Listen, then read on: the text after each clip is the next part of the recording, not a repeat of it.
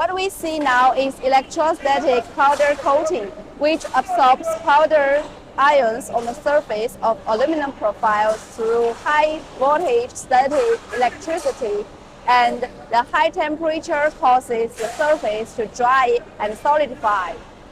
Its characteristic is rich color. Currently, we have two spraying production lines, one vertical and one horizontal.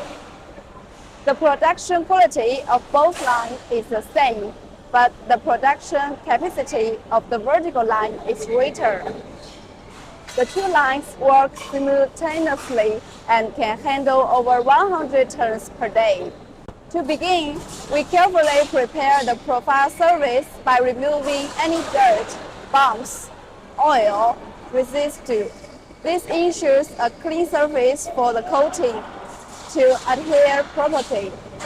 During the coating process, we pay attention to the spacing between profiles and the decorative finish to ensure an even and consistent color.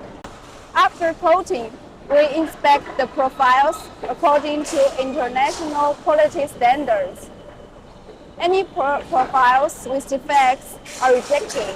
Besides, using advanced equipment, skilled workers are crucial.